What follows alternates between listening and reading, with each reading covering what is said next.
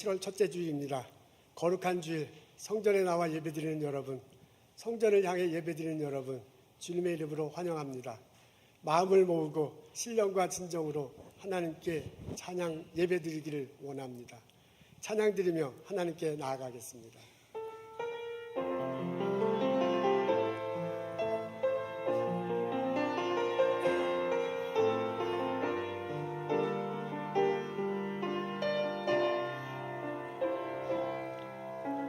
마음이 상한 자를 고치시는 주님, 하늘의 아버지 날 주관하소서. 주의 길로 인도하사 자유케 하소서. 새 일을 행하사 분케 하소서. 의에 줄이고 목이 마르니 성령의 기름 부소서. 의에 줄이고 목이 마르니 내 잔을 채워 주소서. 성령으로 채우사 주보게 하소서. 주의 임재 속에 은혜 알게 하소서. 주 뜻대로 살아가리 세상 끝날까지. 나를 빚으시고 새날 열어주소서. 의에 줄이고 목이 마르니 성령의 기름 부소서. 의에 줄이고 목이 마르니 내 잔을 채워 주소서. 내 영혼 거룩한 은혜를 향하여 내 마음 완전한 하나님 향하여 이곳에서 바로 이 시간 하나님을 예배합니다.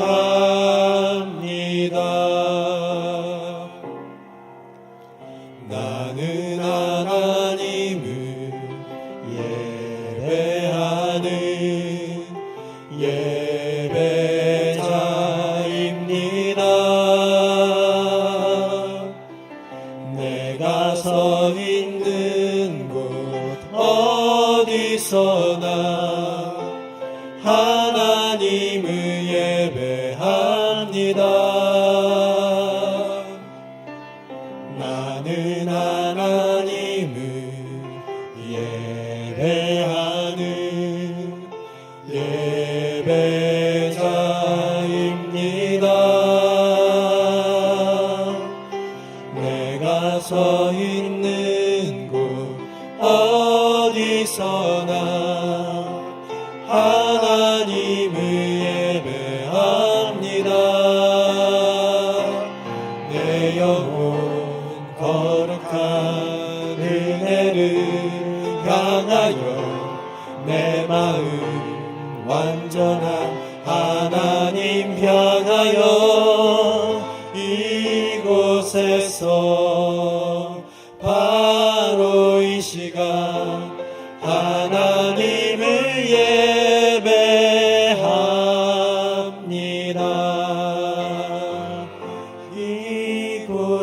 이곳에서 바로 이 시간 하나님을 예배합니다.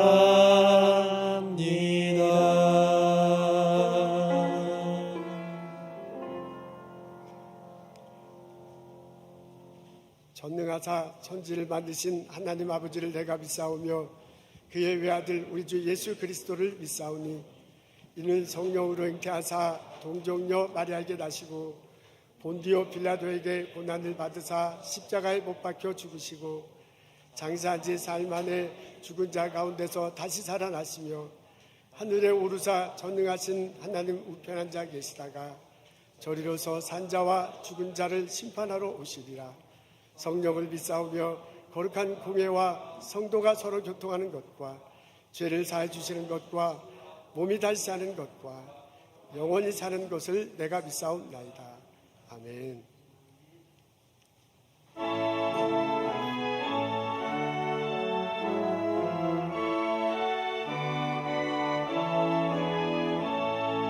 성도여 다 함께 할렐루야 아멘. 주 찬양하여라 할렐루야 아멘. 주 보좌 앞에서 택하신 은혜를 다 찬송하여라 할렐루야 아멘. 만문을 열어라 할렐루야 아멘. 온 하늘을 열어라 할렐루야 아멘. 인도자 되시며 친구가 되신 주 그 사랑은 없다 할렐루야 아멘.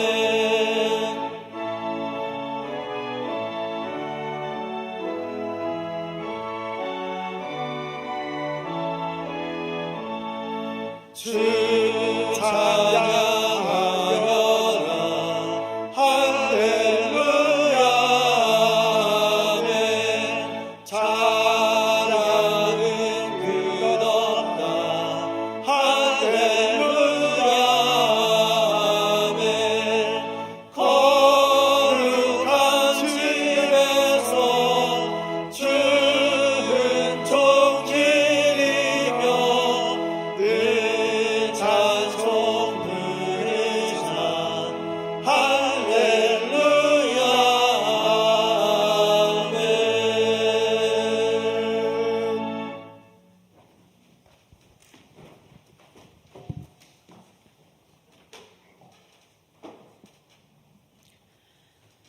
내가 전심으로 여호와께 감사하오며 주의 모든 기이한 일들을 전하리이다. 내가 주를 기뻐하고 즐거워하며 지존하신 주의 이름을 찬송하리니 존귀하시고 거룩하사 영광을 받으시기 합당하신 하나님 아버지, 거룩한 주일 아침에 주님을 향한 영광의 찬양과 예배를 드립니다. 늘 우리와 함께 하사 우리를 위로하고 회복시켜 주시는 하나님, 우리를 자녀 삼아 보호하시니 오로지 주님의 은혜로 살아온 모든 날들에 감사의 기도를 드립니다. 소망의 하나님, 모든 기쁨과 평강을 충만하게 하사 성령의 능력으로 저희 마음에 소망이 넘치게 하심을 믿나이다. 우리에게 말씀하신 하나님을 경외하나이다. 약하고 단점 많아 늘 부족한 모습으로 부끄러운 우리들이지만 우리의 모든 사연을 아시는 주님, 말씀과 믿음으로 매일 주께 가까이 가기를 원합니다. 주께서 내게 원하시는 변화를 향해 매일 노력합니다. 하나님의 말씀을 묵상하고 순종하기를 간절히 기도하오니 주님, 저희를 긍휼히 보사 강건하게 만들어 주옵소서. 저희 각자가 주님의 자녀로서 부끄럽지 않은 거룩한 삶을 살아갈 수 있도록 주의 길로 인도하여 주시고, 하늘의 축복으로 각 가정에 주신 우리 자녀들 주님의 뜻을 이루어가는 일꾼으로 잘 양육할 수 있게 인도하여 주옵소서. 참 좋으신 하나님, 이 시간 이어선교회와 가브리엘 성가대 또 유초중등부 학생들과 교회 각 부서에서 주안의 일로 수고하시는 손길들을 기억해 주시고, 믿음과 소망, 사랑과 긍휼함의 은혜가 우리 성묘한 교회에 차고 넘치게 해 주옵소서. 서로 섬기고 사랑하며 기도의 향기로 주님의 선하심을 전파하는 성요한 교회에 주님께서 새 일을 행하사 부흥케 해주옵소서. 이 시간 성령의 충만하심이 저희와 함께 하셔 저희 마음에 뜨거운 새 힘을 얻게 해주시기를 우리 주 예수 그리스도의 이름으로 기도드립니다. 아멘.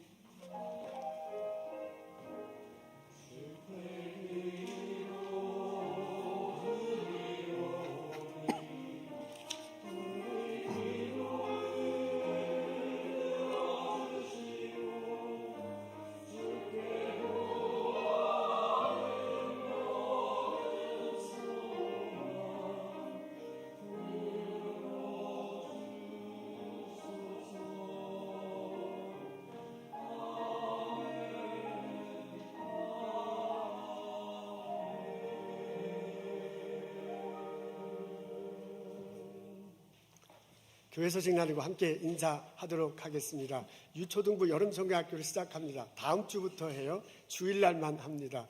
7월 9일부터 8월 6일까지 주일날 해요. 오전 10시 30분에 시작합니다. 좀 일찍 와야 되는군요. 여러분 초등부, 유초등부 자녀들 두신 분 꼭 기억하시고 참석해 주시면 좋겠습니다.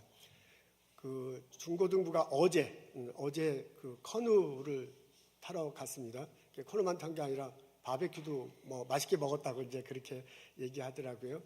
그리고 여러분 어제 잘 다녀왔습니다. 7월달, 8월달에 매주 토요일마다 중고등부 학생들을 위한 액티비티가 있습니다.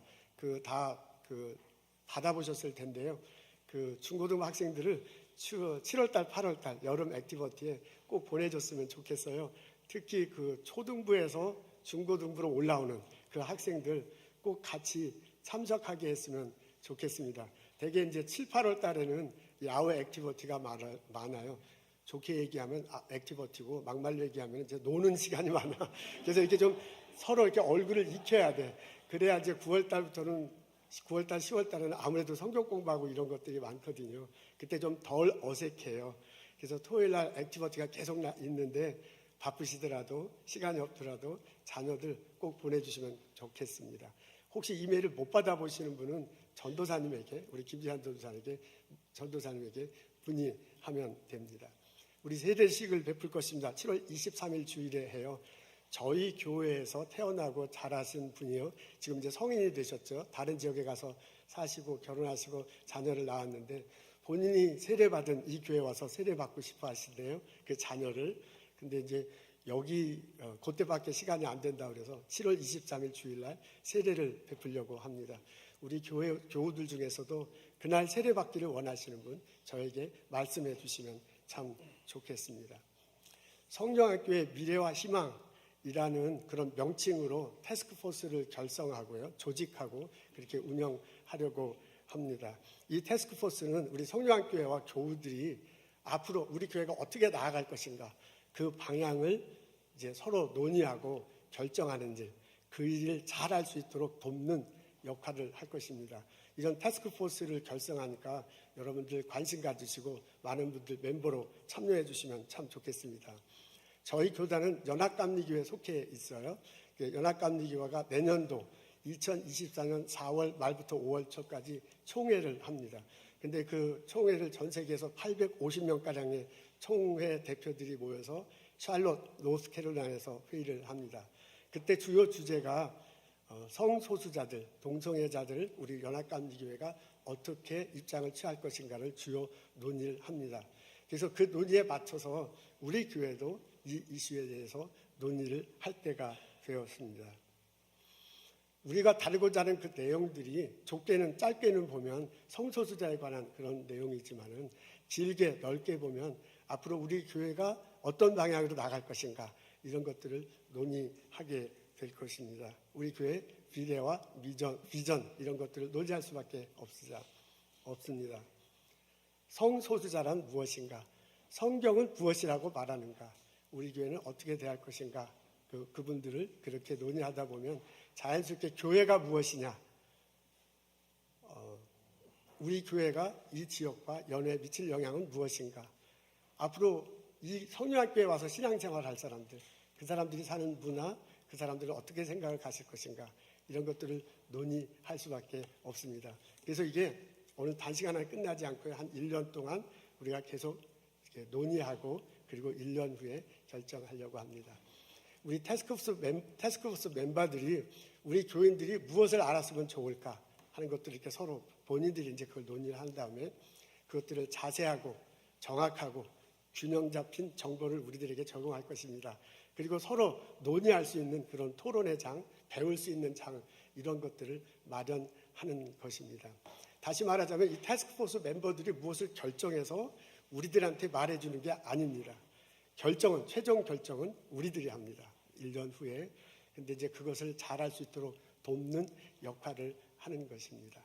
그러니까 여러분들 관심 가져주시고 이 태스크포스 멤버에 참여해 주시면 참 좋겠습니다. 사람이 생각으로 자기 앞길 계획할지라도 그 걸음 인도하시는 분을 여호와시다. 이제 그렇게 잠언 16장 9절에 적혀져 있잖아요. 우리가 지금 태스크포스를 결성하고 이것을 논의하자. 이거는 지금 우리가 지금 생각하고 지금 결정하자. 이제 이런 건데요. 여호와 하나님이 함께 하실 것입니다. 선하게 인도하실 것입니다. 그리고 우리에게 복된 길로 이끌어 주실 줄로 믿습니다. 이런 마음 가지고 여러분 기도해 주시고 참여해 주시면 참 고맙겠습니다. 이제 제가 이거 광고 2번 한다고 그랬는데 지난주에 한 번 했고 오늘 했으니까 이제 마치겠습니다. 여러분 기도해 주시고 마음에 결정하시고 저에게 멤버로 참석해 주시라고 말씀해 주시면 참 고맙겠습니다. 오늘 예배 참석한 여러분을 환영합니다. 여행 중인 여러분 또한 환영합니다. 우리 일어나셔서 옆에 있는 분과 인사를 하고 가시죠. 만나서 반갑습니다. 어서 오십시오. 주님의 이름으로 환영합니다.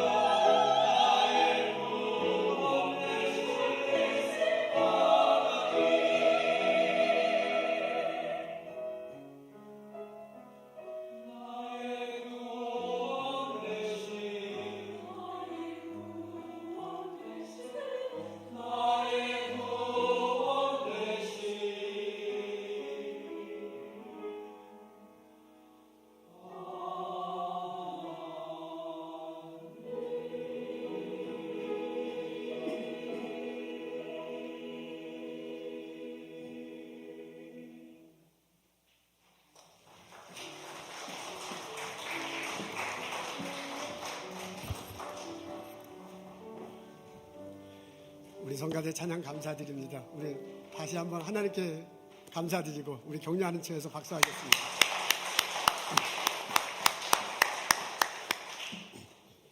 오늘 저희들 읽은 말씀 욥기 42장 1절부터 6절입니다. 제가 읽겠습니다. 욥이 여호와께 대답하여 이르되 주께서는 못하실 일이 없사오며 무슨 계획이든지 못 이룰 것이 없는 줄 아오니 무지한 말로 이치를 가리키는 자가 누구니이까. 나는 깨닫지도 못한 일을 말하였고 스스로 알 수도 없고 헤아리기도 어려운 일을 말하였나이다. 내가 말하겠사오니 주는 들으시고 내가 주께 묻겠사오니 주여 내게 알게 하옵소서.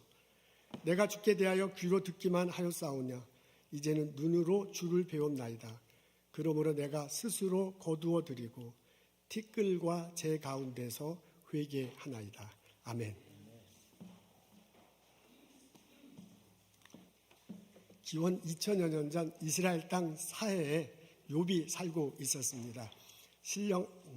하나님께 대한 신실한 믿음이 있었고요. 사람들에 대해서 성실한 사람이셨습니다. 이분이 넉넉한 삶을 사셨군요. 아들이 7이고 딸이 3셨습니다. 양이 7,000마리고 낙대가 3,000마리입니다. 소와 나귀가 각각 500마리씩 있었다고요. 그리고 종들도 많았다고 합니다. 그런 그에게 어느 날 날벼락 맞는 사건이 벌어져요. 스밧 사람들이 와서 소와 나귀를 다 뺏어갑니다. 그 소식을 들고 거의 끝나기도 전에 또 다른 종이 와서 한다는 소리가 천둥에서 불이 내려가지고 양이 다 죽었다고 합니다. 그 말이 끝나기도 전에 또 다른 종이 와서 한다는 소리가 갈대아 사람들이 와서 약대를 다 잡아갔다고 합니다. 그 말이 끝나기 전에 또 다른 종이 뛰어와서 말하는데 지붕이 무너져서요. 자녀들이 다 밑에 깔려 죽었다고 합니다. 도저히 상상하지 못할 그런 일들이 벌어졌습니다. 근데 욥이 침착해요. 그리고 욥이 잠잠하게 얘기하잖아요. 주신 자도 여호와시니 거두어 드린 자도 취하신 자도 여호와시니라. 그 여호와께 찬양 드립니다. 이 장면을 보고요. 사탄이 열받았어요. 사탄이 하나님과 내기를 했는데 그만 지게 됐습니다. 어느 날 사탄이 하나님을 찾아갔더니 하나님이 욥을 칭찬하는 거예요. 이렇게 진실한 사람을 내가 본 적이 없다라고 그렇게 말합니다. 그랬더니 사탄이 비아냥거리면서 하나님한테 말하잖아요. 아니 하나님은 그거야 당연하지 않습니까? 하나님께서 그렇게 많은 소유물을 주시는데 그렇게 하나님께 신실한 것은 당연합니다.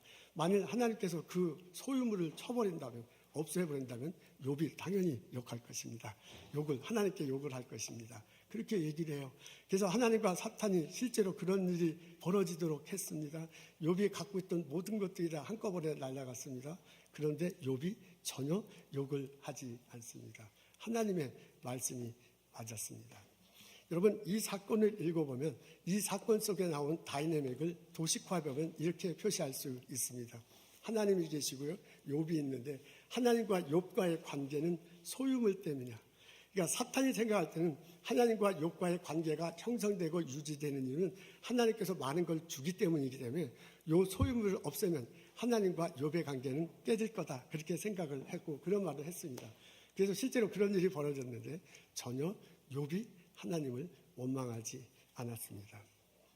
두 번째 사건이 벌어집니다.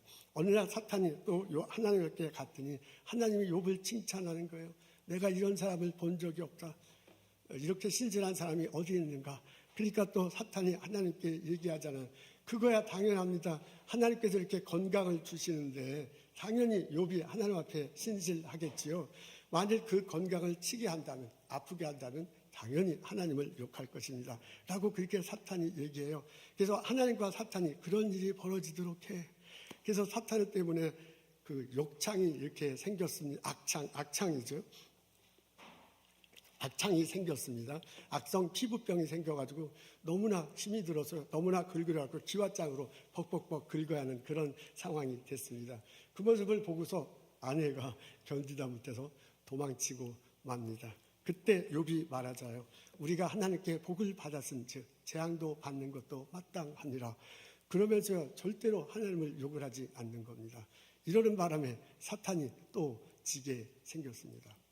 여러분 이 사건 속에 나오는 다이내믹을 도식화하자면 이렇습니다. 하나님과 욥 사이에 건강한 몸이 있어. 사탄이 생각할 때는 하나님께서 욥에게 건강한 몸을 주시니까 하나님과 욥과의 관계가 유지되는 거야. 그래서 만일 그 건강한 그 건강한 몸을 쳐버리면, 다시 말해서 몸을 아프게 하면 하나님과 욥과의 관계는 끊어질 거다라고 그렇게 생각을 했습니다. 근데 웬걸 그 관계는 끊어지지 않고 욥은 계속해서 하나님을 믿고 예배하게 됩니다. 이제 세 번째 사건이 욥기서에 나옵니다. 그 욥이 어려운 공경에 처했다는 얘기를 듣고 친구들이 찾아와요. 3명의 친구들이 찾아와서 7일 밤 7일 낮을 함께 있는데 한마디도 안 갖고서 이게 같이 있습니다. 그런 상황이 됐습니다. 그리고 7째 날이 됐을 때 욥이 슬그머니 불평을 하기 시작해요. 아, 내가 왜 이 땅에 태어나가지고 이렇게 고생을 하는가? 차라리 죽었으면 좋겠다라고 그렇게 말하면서요, 슬그머니 원망을 합니다. 이때 친구 3명이 그 원망하는 소리 듣고 부르르 떠나고 이제 욥에게 한마디씩 하지요. 너가 왜 그런 말을 하느냐? 이런 일이 벌어진 것은 너가 잘못했기 때문이 아니냐? 왜 하나님을 원망하느냐? 그렇게 얘기하고요. 그렇게 얘기하고 네가 하나님을 원망하기보다는 하나님께 용서를 구하고 그런 것이 훨씬 낫겠다라고 그렇게 친구들이 돌아가면서 말을 합니다. 이 말을 듣고서요, 욥이 더 발끈해가지고 이번엔 노골적으로 불평을 합니다. 노골적으로 불평을 합니다. 나는 하나님 앞에서 선하게 살려고 왔고, 다른 사람들 앞에서 하나님 앞에 진실하게 하려고 왔고, 다른 사람들 앞에 신실하게 살려고 무진장 애를 썼다. 그런 얘기를 해요. 비참하게 죽어가는 사람들도 내가 베푼 자선을 기억하고 나를 축복한다. 나는 늘 정의를 실천하고 그리고 공정을 베풀며 살아왔는데 도대체 왜 내게 이런 일이 벌어졌는가? 라고 그렇게 막 노골적으로 불평해요. 그랬더니 친구 3명이서 또 그 얘기를 듣고 다 한마디씩 해. 한참 말을 하는데 핵심은 이거야. 네가 잘못해서 이런 어려운 일이 벌어지는데 왜 하나님을 욕하느냐? 라고 원망하느냐? 라는 식으로 얘기를 합니다. 그 얘기를 다 듣고 난 다음에요, 욥이 이번엔 더 열받아갖고 막 자기를 변론해. 나는 선하게 살았고 진실하게 살았다. 라고 막 그렇게 자기를 변론하다가요, 막판에는 무슨 얘기를 하냐면 나는 의로운 사람이다 라고 그렇게 말을 해버리고 맙니다. 이런 내용들이요, 욥기 4장부터 31장까지 이렇게 쭉 나와. 친구하고 이렇게 대화하는, 친구하고 이렇게 욥하고 대화하는 내용이 막 쫙 적혀져 있는데 핵심은 이거야. 욥은 선하게 진실하게 이렇게 살아왔다 하고, 친구들은 네가 잘못해서 이런 일이 벌어졌다는 거예요. 막 이제 그런 내용을 얘기해요. 근데 처음에는 슬슬해. 우리도 싸울 때 그렇잖아요. 처음엔 슬슬하다가 이게 막 논쟁이 깊어지면서 이게 다 벗겨지고 속에 게 푹 튀어나왔어요. 욥에게도 그런 일이 벌어집니다. 그러면서요, 욥이 이렇게 대답해. 앞에 있습니다. 우리 다 같이 한 목소리로 읽도록 하겠습니다. 시작. 욥이 스스로 의롭게 여김으로 그 세 사람이 대답해 주고, 욥이여, 나는 의로운 사람이다. 나는 정말 할 만큼 했다. 라고 그렇게 얘기해. 그게 옆에 있던 친구들이 더 이상 기가 막혀가지고 대답을 못하는 그런 장면입니다. 욥기 32장 1절부터 3절에 나옵니다. 이런 내용을 보면 이 사건 속에 나타난 다이내믹을 우리는 이렇게 표시할 수가 있습니다. 하나님과 욥이 있는데 이 관계는, 하나님과 욥과의 관계가 형성되고 유지되는 것은 자기의야. 욥이요, 하나님께서 나는 진실했어. 그리고 사람들에게서 신실했어. 나는 신앙인으로서 할 만큼 해왔어. 라는 생각이 밑바탕에 깔려 있었습니다. 이게 사탄이 친구를 통해서요, 친구를 통해서 이걸 자꾸 건드린다 보니까 이게 이게 나중에 튀쳐 나온 거예요. 이게 처음부터 나온 게 아니에요. 처음에는 재산 다 날아갔을 때도 의젓했어요. 그리고 자기 몸에 악창이 생기고 막 어려울 때도 괜찮았어요. 근데 친구들과 막 논쟁하는, 사탄이 친구를 통해서 막 자극하니까 위에 있던 것들이 다 떨어져 나가고 막 논쟁하다가 자기 밑바탕에는 겉레벨이 툭 튀어나온 거야. 그러니까 본인도 몰랐어요. 근데 막 얘기하다 보니까 자기가 의롭게 한 거야. 나는 정말 할 만큼 하고 진실하고 신실하게 살아왔으니까 그래서 하나님과의 나와의 관계가 유지가 된다라고 자기도 모르게 그렇게 생각하고 있었던 거예요. 그래서 욥이 나는 의로운 사람이다 라고 그렇게 말을 하게 됩니다. 이제 네 번째 사건이 벌어집니다. 하나님께서 개입하세요. 하나님께서 내려오셔서 욥에게 도전합니다. 그게 욥기 40장 8절에 나와요. 하나님이 욥에게 이렇게 말합니다. 우리 앞에 있어요. 다 같이 읽겠습니다. 시작. 너가 어떻게 스스로 의롭다고 말하느냐? 내가 내 심판을 피하느냐? 스스로 의롭다 하여 나를 불의하다 하느냐? 하나님께서 욥에게 나타나서 너가 어떻게 너 스스로 의롭다고 말하느냐? 너가 의롭다고 말하는 만큼 그럼 나는 불의하다는 것이 아니냐라고 질책하듯 하나님께서 욥에게 말을 합니다. 그리고 하나님께서요 이제 얘기를 하시는데 이 세상을 하나님 당신이 창조하신 말씀들을 쭉 하세요. 내가 이것을 창조하고 이것을 창조하면서 창조한 것을 쭉 얘기하면서 내가 이것을 창조할 때 너는 뭐 했느냐? 내가 이것을 만들었는데 너는 만들 수 있느냐? 라는 식으로 자꾸 하나님이 욥에게 물어봅니다. 대화가 진행되면 진행될수록요 하나님의 창조하신 그 위대한 능력들이 막 쭉 나타나는데요. 그 대화가 진행되면 진행될수록 욥이 자기가 얼마나 나약한 존재인 것을 자꾸 보게 돼. 하나님이 만드신 것, 하나님께서 질문하는데도 대답을 제대로 못하는 거야. 그렇게 질문하고 하나님이 창조한 걸 말하시고 질문하는 것, 그것을 듣고 대답하지 못하는 과정들을 지나면서 자기가 얼마나 미미한 그 존재인가를 다시 한번 느낍니다. 하나님은 전지전능하신 분이구나. 하나님은 무소불능하신 분이구나. 라는 것들을 느끼고요. 내가 얼마나 미약한 것인가를 다시 한번 확인해. 그 전에 알고 있어서 그게 몰랐던 게 아니에요. 근데 재산이 많을 때 몸이 건강하다 보니 본인이 우리식으로 하면 신앙생활 잘하다 보니 그걸 잊어버린 거야. 그게 그 마음속 저 창고 속에 저 먼지가 묻어있던 거죠. 근데 이게 재산도 단란하고 몸도 아프고 자기가 막 드러나고 이러니까 그 밑바탕에 있었던 것들이 다시 확인되는 그런 순간이 됐습니다. 그래서 욥이 회개합니다. 우리 42장에 나와요. 3절입니다. 우리 다 같이 읽겠습니다. 시작. 무지한 말로 이치를 가르는 자가 누구니까? 내가 스스로 깨달을 수 없는 일을 말하였고 스스로 알 수 없고 해라하는 얘기를 말하였나이다. 욥이 회개하는 그런 내용입니다. 알지 못하고 내가 막 얘기했구나. 그냥 친구들과 논쟁하면서 수많은 얘기를 했거든요. 근데 하나님의 능력을 기억하지 못하고 내가 헛소리를 했구나. 하나님이 얼마나 위대한지 알지 못하고 내가 딴소리를 했구나. 라는 그런 얘기예요. 그러니까 말하면서 알지도 못한 일을 내가 얘기하고 내가 하지도 못할 것을 마치 한 것처럼 얘기했구나. 라고 그렇게 회개하는 내용입니다. 하나님이 옆에 있는 친구들도 회개케 시켜요. 너희들도 잘못했다. 너희들도 너무 욥을 몰아쳤다. 라고 그렇게 말하면서요. 욥에게 가서 용서를 구하라고 말합니다. 그러니까 그 친구들이요. 욥에게 갔어요. 그래서 욥에게 용서를 구해요. 그 친구들이 욥이 친구들을 받아들이고 욥과 친구가 함께 하나님께 용서를 구하고 제사를 드립니다. 하나님이 그 제사를 기쁘게 받아들입니다. 그리고 어려운 일을 다 헤쳐주시고요. 더 큰 은혜를 내려주십니다. 이 사건 속에 있는 다이내믹을 도식화하면 이렇습니다. 하나님과 욥 사이에 은혜가 그전에도 은혜가 있었어요. 그걸 몰랐는데 그게 다시 형성된 거야. 여러분 이야기 속에서는 이렇게 되잖아요. 욥이 잘못한 것들 알고 하나님께 용서를 구해.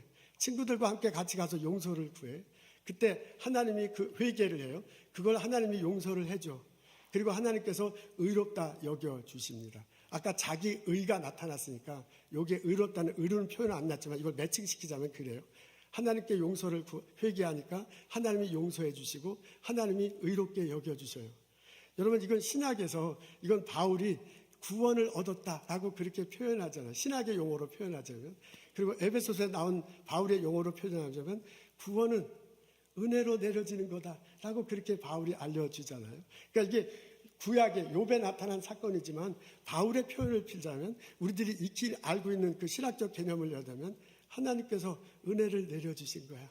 하나님께서 은혜를 내려주시고 회개를 받아주시고요.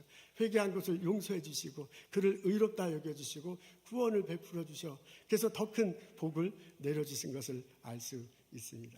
그래서 이 네 번째 사건을 지나면서요. 하나님과 욥과의 관계는 은혜가 자리 잡고 있어요.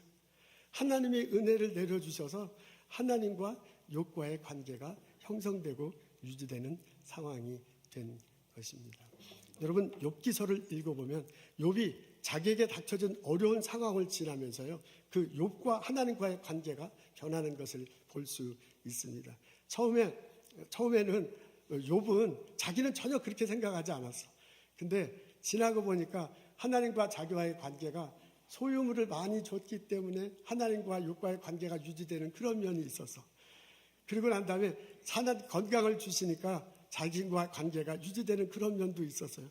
내가 이렇게 하나님을 잘 예비하는데, 이렇게 잘 믿고 신앙생활하는데 자기 의 때문에 하나님과 욥과의 관계가 유지되는 그런 면도 있었어요.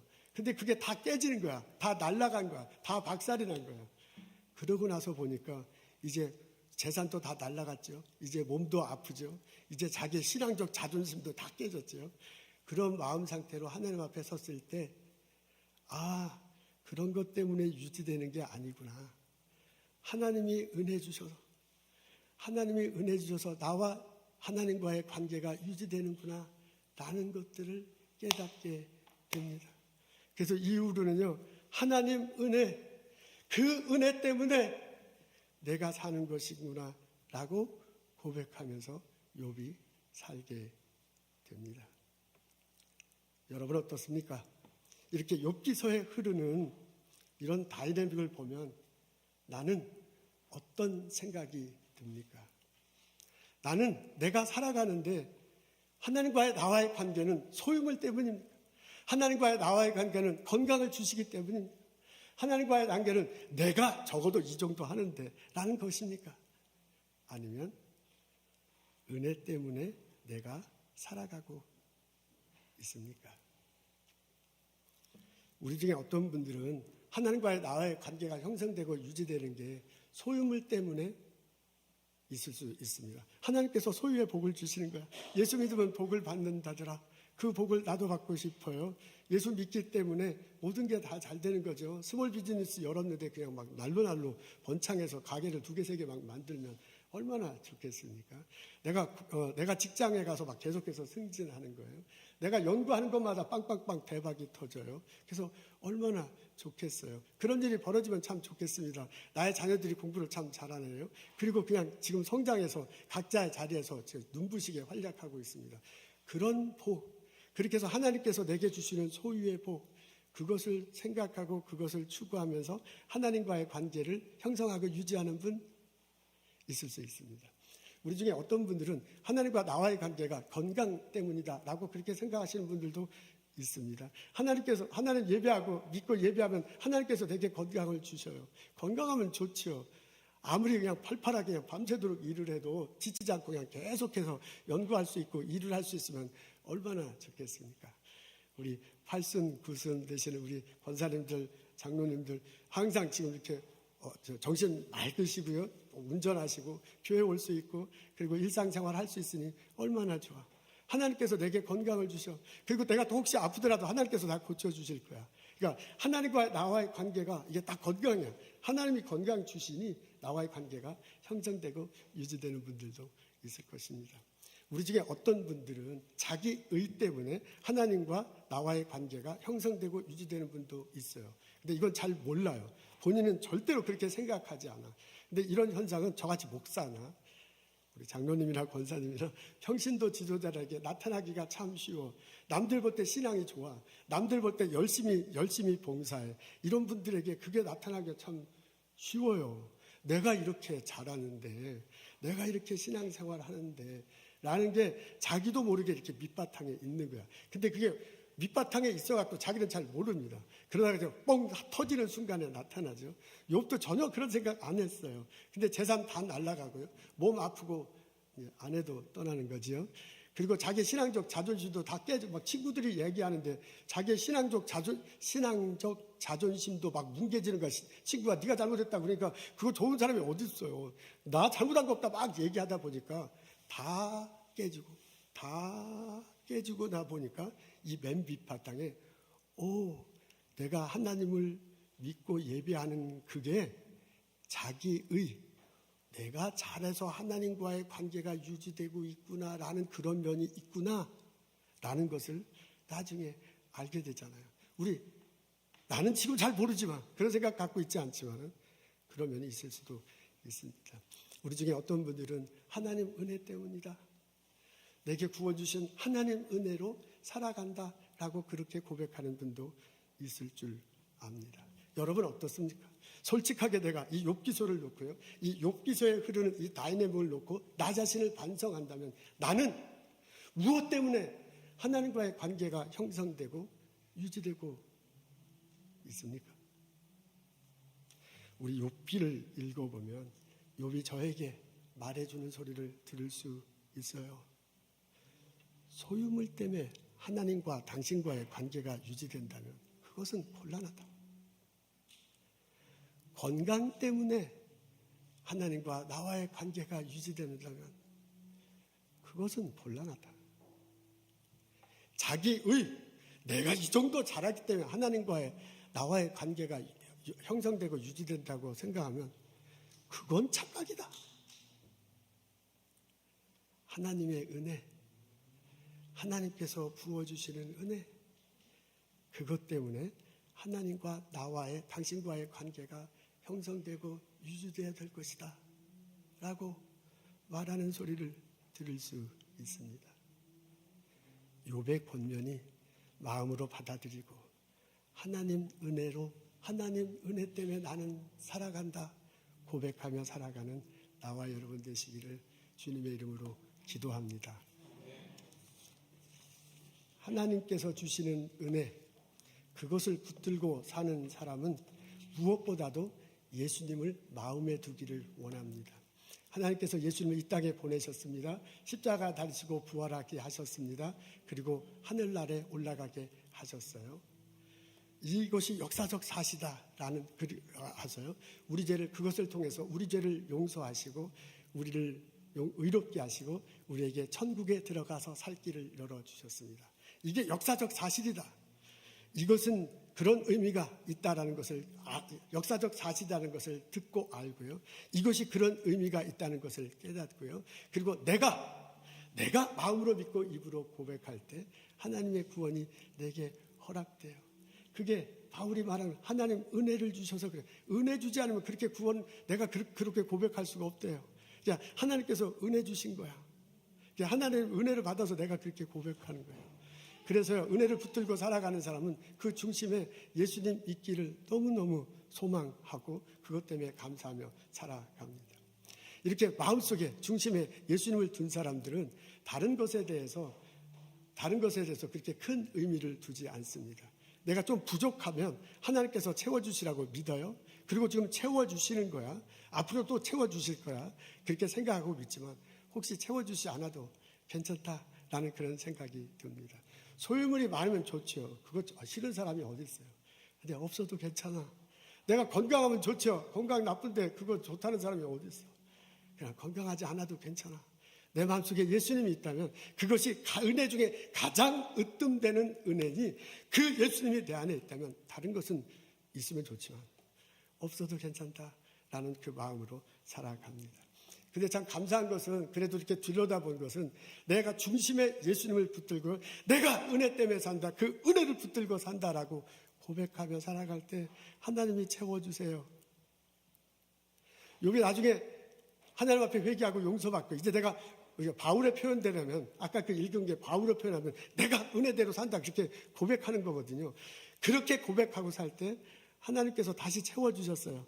다시 친구들 만나게 하잖아요. 그리고 친구들과 같이 화해하게 하고 하나님 앞에 예배드리게 하잖아요. 그리고 건강을 주십니다. 그리고 물질의 복을 더 주십니다. 그리고 식구들 다시 다 모이자 이제 친구들을 형성하게 하잖아요. 그리고 배나 복을 받으면서 이렇게 살아가는 모습을 볼 수 있어요. 내가 예수님을 때문에 살아간다. 그걸 가장 중심에 두고 살아간다면 하나님 은혜 때문에 살아간다고 고백하면 하나님께서 모든 것들을 채워주시는 것을 볼 수 있습니다. 내가 은혜를 붙들고 사는 사람, 내가 하나님 은혜 때문에 산다라고 이렇게 고백하는 사람들은 모든 것에 대해서 감사하게 됩니다. 내가 많은 것들을 가지게 된 그것도 감사하죠. 내가 적게 있는 것도 그것도 감사해요. 하나님께서 다 채워주실 거라고 믿기 때문에 그렇습니다. 저는 어린 시절에 경기도 부천 지역에서 살았습니다. 지금은 거기가 아주 아파트가 있는 큰 데지만은 1960년대는 거기서 이제 소사라는 데서 조금만 들어가면 완전 시골이었어요. 밭하고 논만 있는 그런 깡촌이었습니다. 1960년대 한국은 무척 가난했는데 시골은, 그리고 제가 살던 데는 너무너무 가난했습니다. 거기서 아버님이 목회를 하셨습니다. 그리고 목회를 하셨어요. 그래서 저는 어린 시절부터 이제 계속 교회 다녔는데, 교회가 있고 사택이 있으니까 새벽에 줄곧 간혹 이제 새벽에 가서 기도하는, 엄마 따라서 새벽 기도를 하고 그랬습니다. 근데 그 새벽 기도하는 장면이 선선한데, 그때 기억에 남는 게 이거야.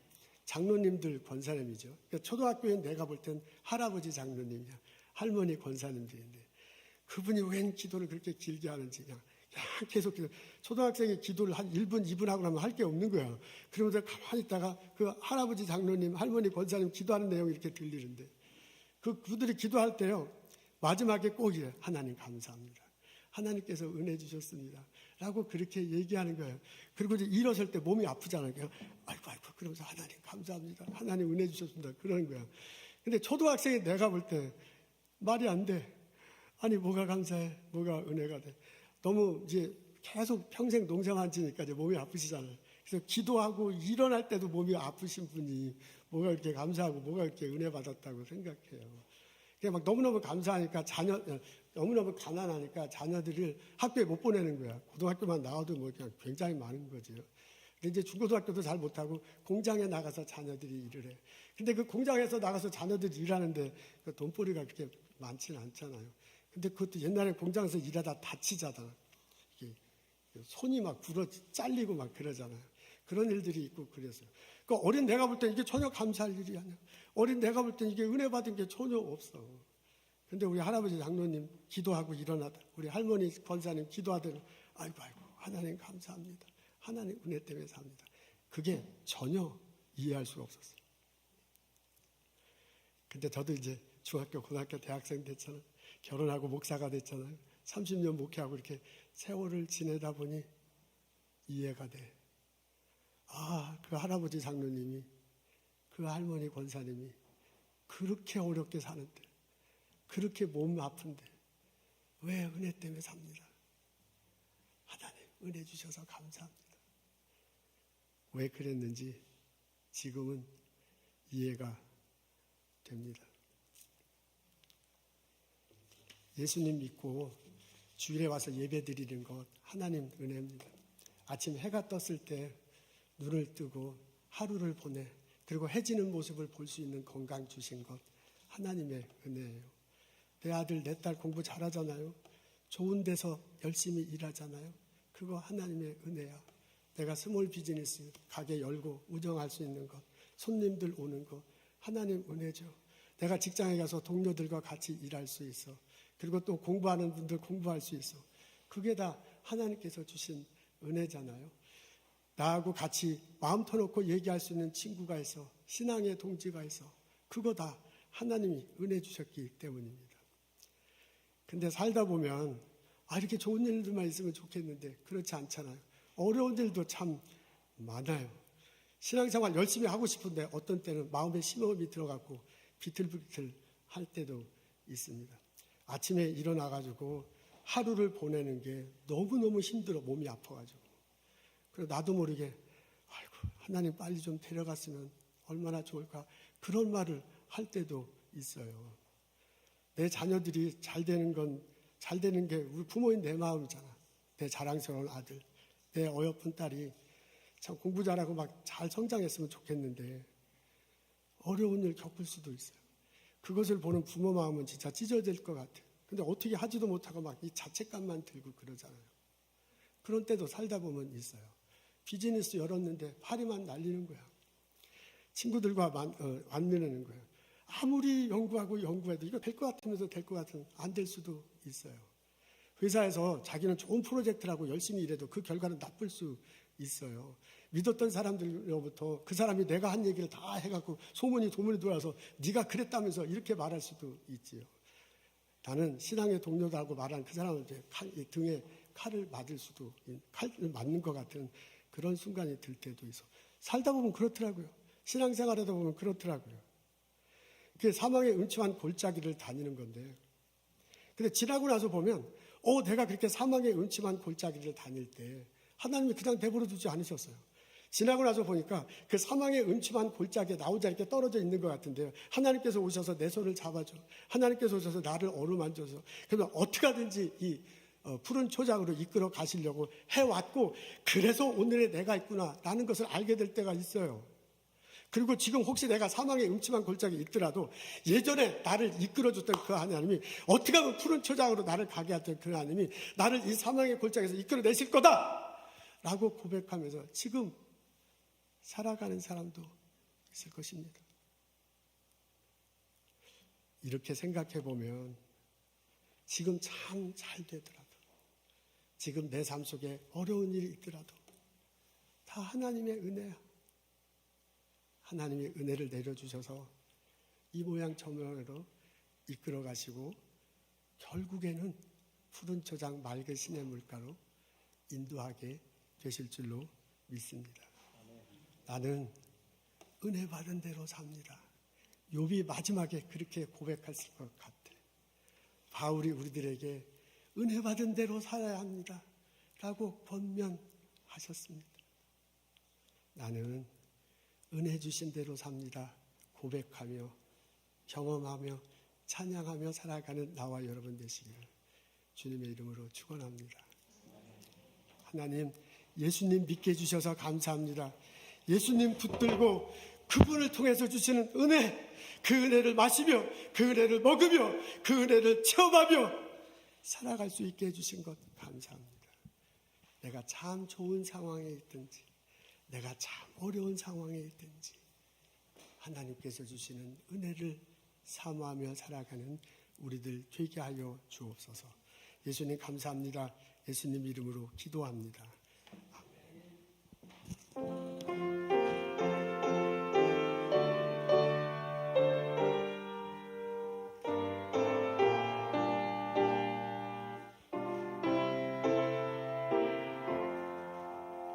구주와 함께 나 죽었으니 구주와 함께 나 살았도다. 영광의 그날에 이르도록 언제나 주만 바라봅니다. 언제나 주는 날 사랑하사 언제나 새 생명 주시나니 영광의 그날에 이르도록 언제나 주만 바라봅니다. 마음속에 시험을 받을 때와 무거운 근심이 있을 때에 주께서 그때도 같이 하사 언제나 나를 도와주시네. 언제나 주는 날 사랑하사 언제나 새 생명 주시나니 영광의 그날에 이르도록 언제나 주만 바라봅니다.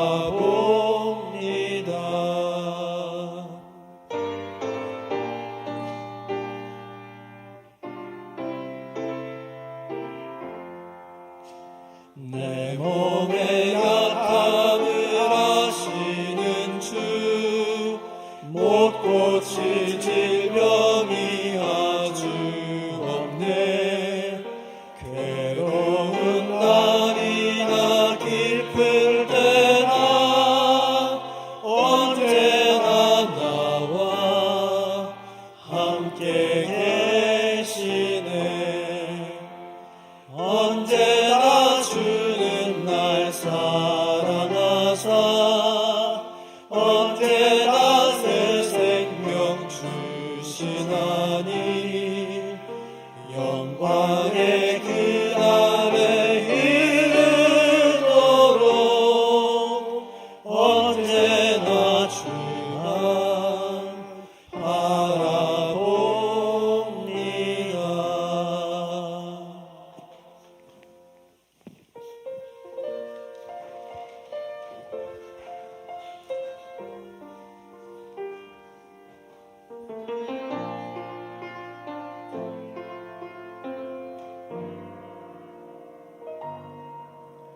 내가 누려왔던 모든 것들이,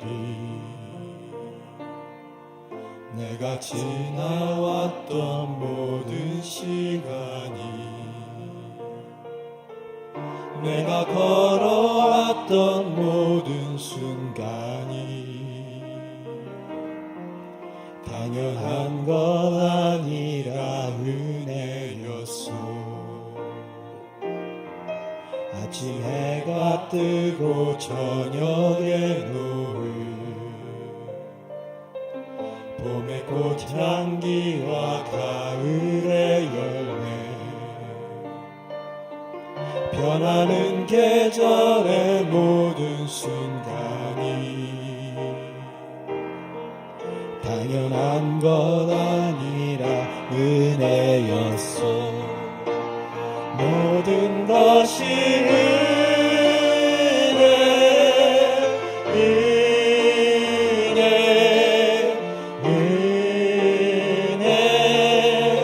한없는 은혜, 내 삶에 당연한 것 하나도 없었던 것을, 모든 것이 은혜였소. 내가 이 땅에 태어나 사는 것, 어린아이 시절과 지금까지 숨을 쉬며 살며 꿈을 꾸는 삶, 당연한 건 아니라 은혜였소. 내가 하나님의 자녀로 살며 오늘 찬양하고 예배하는 삶, 복음을 전할 수 있는 축복이 당연한 것 아니라 은혜였소. 모든 것이 은혜,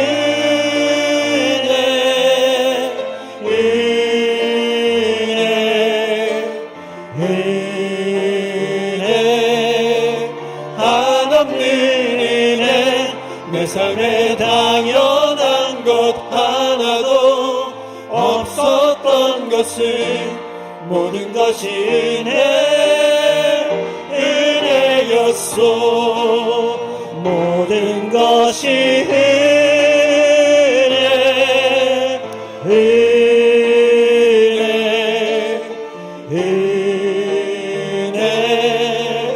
한없는 은혜, 내 삶에 당연한 것 하나도 없었던 것을, 모든 것이 은혜였소. 모든 것이 은혜였소.